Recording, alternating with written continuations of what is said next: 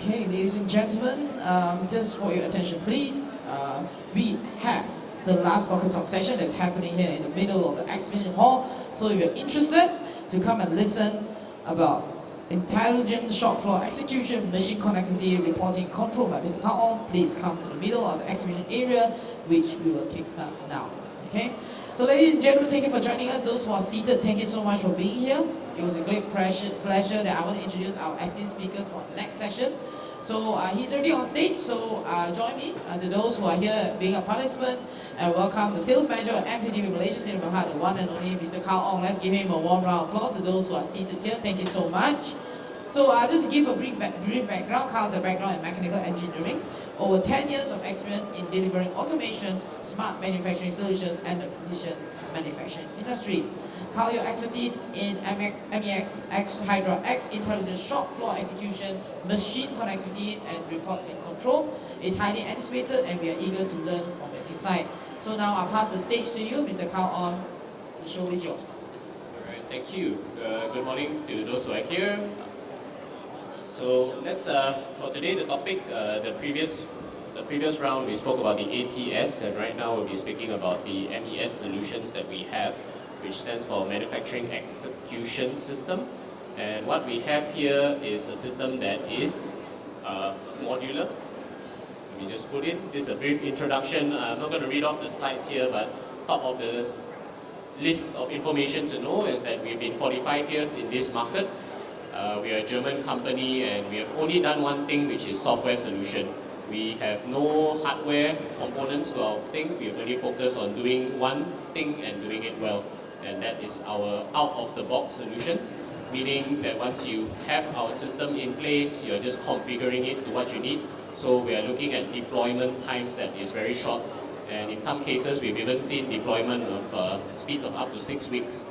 Meaning from when they confirm the purchase, they talk through with our consultants, they go live in a matter of 6 weeks. So that's something that we have benefited many customers with. And just a bit about the MPDV group, you can see here that our HYDRA X product, which is what we are talking about today, the MES system, we primarily serve the discrete manufacturing environment, which means multiple BOM lists, multiple operations, as well as the process industry. We have acquired a company called Felton on the top, where you can see those that are involved in process engineering, like chemicals, F&B, I think of beverages manufacturing, so things that go in a process, we also cater to them. We are backed up by an AI algorithm company, they're called AIMS. They're also part of our MPDV group. And the last but not least is the Perfect Production, which is a consulting body that gives best practices to the manufacturers in the industry. We pride ourselves with being a people company. So what we mean by that, if you see on the right hand side, you will observe that we have over 1 million users who are using our system daily, meaning we have a lot of touch points with what people need from the shop floor environment. And we also have over close to 2,000 installations worldwide right now. And some of the vertical sectors that we are involved in, you can see it's a wide range. As mentioned earlier, we have FMCG, we have your CNC machining, we have sheet metal, plastics, and so on. So with that, we actually have a wide exposure with dealing with different processes. So you got your typical machines here, you got your wire cuts, your EDMs, you might even have assembly processes, you are looking at your pet food manufacturing, even garments, textiles. These are things that we have exposure to. So with getting the boring stuff a bit out of the way, let's address what are the key problems that we hope to resolve with an MES system, or where do we come from in terms of tackling a problem. And the first thing is that we look at the technology adoption progress. And we can see, if you observe here the chart here, the time taken to get to 100 million users from your traditional phone all the way to your ChatGPT and so on. You can see the time taken is increasingly shorter and shorter. And not just the speed of adoption, but if you observe what is the key thing that is being transmitted here, it's always information. Your telephone, you're trying to call someone, you're trying to give information. Right now, if we talk about ChatGPT, what information are you getting? You're trying to find knowledge, you're trying to find answers to your questions, and you get that at a very high speed. So information transfer on an individual level, if you see the right corner, we can see that the adoption rate is high, up to 90%. But when we talk about the industry, so in the manufacturing environment, it is very low based on the study that very few industries are actually taking up this adoption progress in the latest technologies. So when we look at the current manufacturing environment, we have a situation where previously you have large order sizes, you have long delivery times, it's not so much information needed.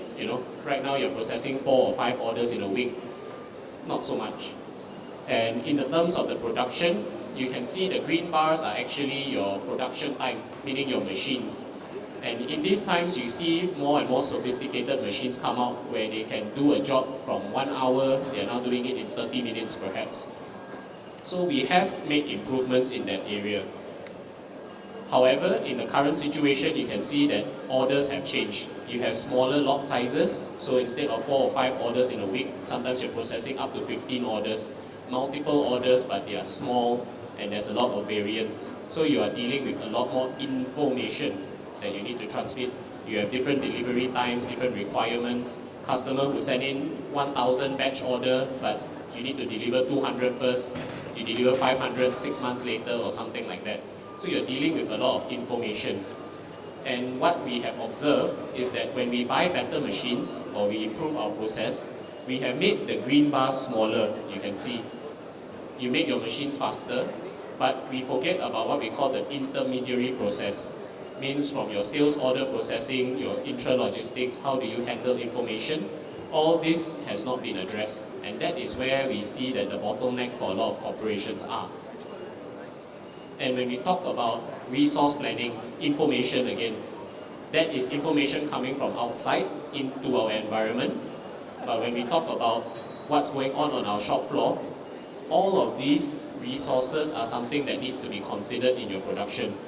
Yes, you have the machine available, but if the person is not around, you can't run the order. If you don't have the right material, you can't run the order. You don't have the right tool, you can't run the order. So all of this needs to be also at the right place at the right time. You need to manage these things. So this is where our solutions come in. So I think 2 days ago we spoke about HYDRA, which is a planning system, advanced planning and scheduling. And that helps you to plan all your different items together, your resources, your machine, your people. And what HYDRA does today, the manufacturing execution system, is whatever happens on the shop floor with these resources, we allow you to capture it digitally. And just very briefly, this is how our modules look like. So you can think of this like your buffet line. If you already have a quality system, you don't need to take that from us. All you have to do is you take what is relevant. So for example, you need something to manage your orders, you can just start with that. And later on, if you need to move to planning or you need to move to resource management, that is where you can further add on as you grow.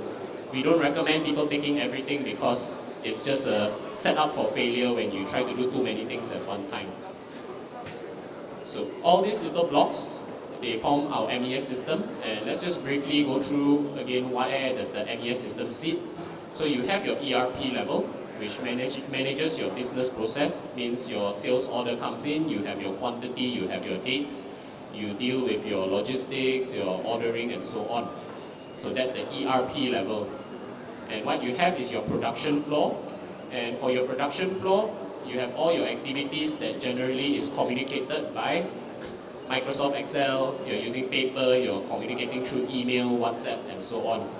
And this is specifically where MES comes in, that we connect your ERP and your production floor level, reducing paper, eliminating waste. And the benefits that we see from that is that you have a more transparent production, which I will show in a short demonstration shortly. And also just to be more agile, we deal with changes such as manpower shortage. Some days someone MC, machine breakdown, raw material delivery delay. We have many issues that we have to deal with on the fly, and we need to remain agile. So how does the information flow? Let's just run through that very quickly as well. So ERP again, you have your sales order data that comes into our MES level, and we send that down to the operator as a to-do list, so they know when they need to do what with whatever resources. They are pushing it to the machine, and as the machine does the work, we collect the information, how long it took, what disturbances were there in the process. We put that back into the MES for analytical purposes, and we finally push back the information into the ERP that is relevant. So HYDRA X, as mentioned, you can see all these are like little building blocks. So we have the modules that you take, as I mentioned earlier, about what you require. If you don't need it, don't take it, it's okay. And all of this sits on what we call an integration platform. So you can see that there are some modules there where it's called HYDRA X, so that's from us. But if you have your own developed apps, you have third-party apps, machine software apps that came with your vendor's machine to you, these sit on our system so that we act as a consolidator of all your information. Because right now what we see in the environment is that all of these are sitting in what we call data silos. They don't talk to one another. And what we need is that we need all this information to flow between each system, each software, even your QC, your material management, your logistics, and so on. So our open platform is something that makes us very unique. It allows you to get the applications you require at an ease. And if there's anything that you take away from today's talk, this picture is important. You can see it's a pair of hands molding the clay, and that's exactly what our software is. It is something that is modeling. It's not so much into programming. And what we want to highlight is that the power is in your hands, meaning that if I were to sell to you the software today, if you need to make changes, probably 80 to 90% of the things you can do on your own. You don't come back to us to get all these changes done. And I will show also again how that is done briefly in the demonstration. So most of the time when we think of implementing such a system, we think about all the manpower requirements. We need the right programmer, we need people who knows how to manage this system, complex coding and so on. That's not the case with HYDRA. And you can think of it, building blocks, you build as you need, you configure it to what you require. So this is just a quick screenshot of how it looks like. You have your widgets, so think about your calculator. If you need a calculator on your phone right now, you're not going to call Samsung or Apple or Huawei, whoever, to say, hey, please code me a calculator app. Or if you need to change from dark mode to light mode, you're doing things on your own. So this is exactly the concept that we have. It's an appification, we call it appification of things that you can just download and use on your shop floor. Alright, with that, we'll jump to the more interesting part. We'll go into our quick product demonstration. So right here you can see this is my homepage. You can log in the users based on what they require. Yep, you can see on the top right here, you are logged in, and each person will see according to what they are allowed to. So right now you can have your favorites page, and let's maybe go into an order overview.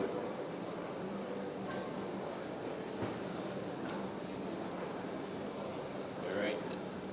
So let's start from the top. When we have an order, or we're sitting in the office level, for any of you who are manufacturers here, the challenge would be, if I were to ask you what's going on in your shop floor right now, although it's a Saturday, let's assume it's a Friday for illustration purposes, what is going on right now with a particular order?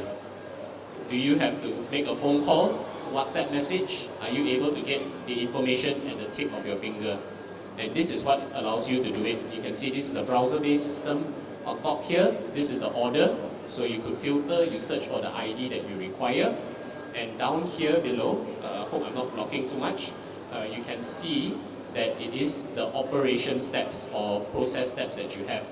So for this order, you can see I have 4 steps, which is sawing, assembly, main assembly, final assembly. And at the bottom left here, it might be a bit hard to see, but it says the status of the steps. So just with at the tip of your finger, you're getting information on what your production is doing and how it is running.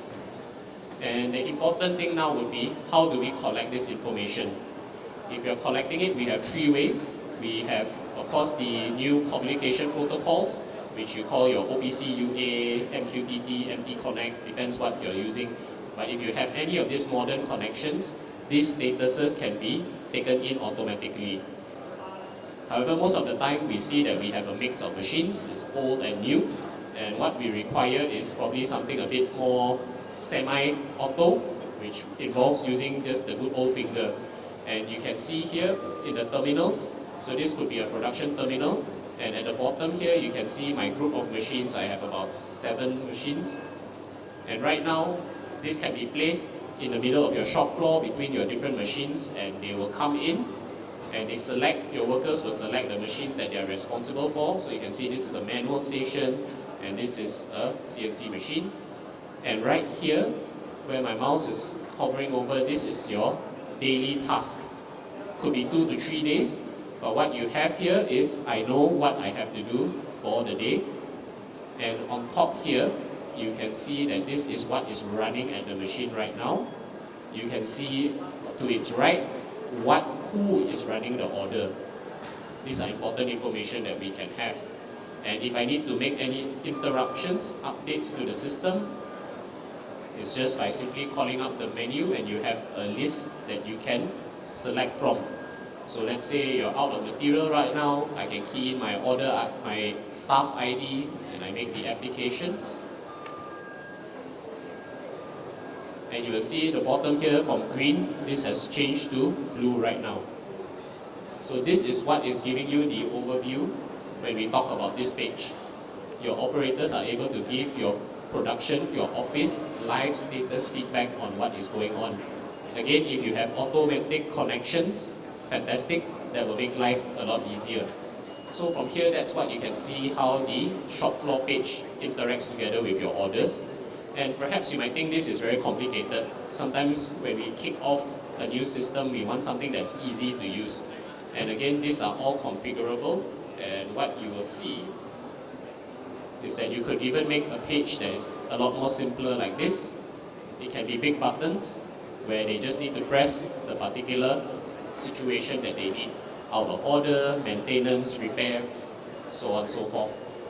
So all of this, and I would like to highlight the modular, or what we mean by configurable situation.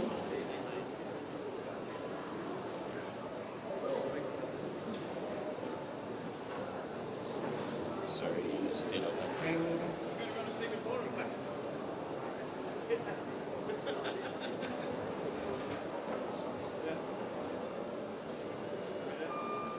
Yep, here we go. So you can see these are all like widgets like your phone. So if you need to resize something, it's just a matter of dragging. If you need to add any widgets, you can see that we have a directory of widgets that you can choose from to make your dashboard as you need. Maybe you like this button a bit higher, a bit longer instead, so that's easier to press. Up to you. So all this is something that you do within your own control. Don't need to come and find us to make all these changes, which keeps you agile in your production. Right, so from order collection, so from what we see here, we collect the status. The next important thing that we like to highlight is that how do you make business decisions? Because I can give you a very nice dashboard that looks like this. You see all your pretty bars and charts. You can do comparisons like, oh, okay, I know this machine has the best OEE and so on. But what business decisions can we make from that? What actions can we take away? And this is where we can offer a few ways of looking into it. If we highlight the OEEs here, maybe just for a brief explanation as well in case some are not clear, OEE has 3 factors to it. It's your performance, availability, and quality. And the relationship is that if you have any one of these factors that is low, so you can see here in the middle machine, the availability is low. Naturally, you see the OEE score is also very low because 1 times 0 is also 0, 100 times 0 also 0, right? So that's the relationship that you have there. And with this, what it allows you when it's a comparative OEE between different machines, let's just add in one more for example, you ask the right questions at the right machine. So if I'm looking at this fourth machine, I'm looking at the blue bar, which is performance. I'm asking performance-related question to that machine. The bar that is low on availability, I ask availability-related questions. And what are the questions that you can ask? We can go into, let's say we identified the machine there. We have our status report. And this is the list of errors that is collected for that machine that has availability problem. Now, draw your attention first to the right corner. You can see that there's a bar that's very long. Now, if we ask your production operator day to day, what is the biggest trouble that you face on your production floor? Chances are, they will tell you what is the most frequent problem. It's human nature, it's normal. We don't have a stopwatch with us all the time that got problem, okay, I time how long it takes. They will just tell you what happens most frequently. Now, if we look across, it's the correlation to the duration. And if you see that this particular issue with the longest bar actually is very low in terms of your duration that it takes in your production. So you can very easily see now how we ask the right question to the right machine, and we resolve problems that actually cause us problems in our production as compared to just asking your operator and never being sure about what to ask. So on top here, if you ask a question about maintenance, you can see that the maintenance is taking up the longest period of your machine.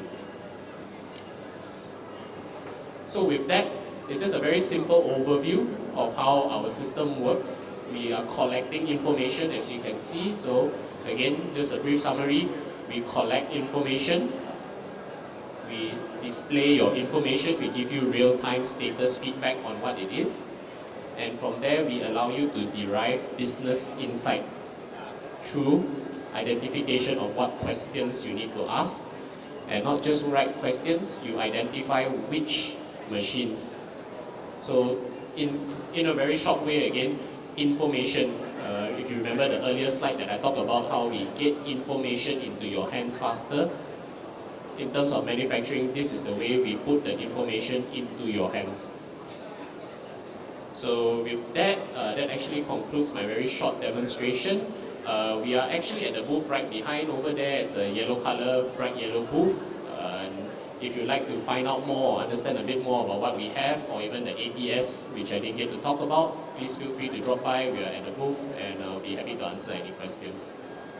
And over to the MC. Okay, thank you so much. Do you have any questions for Mr. Carl? You can raise up your hand.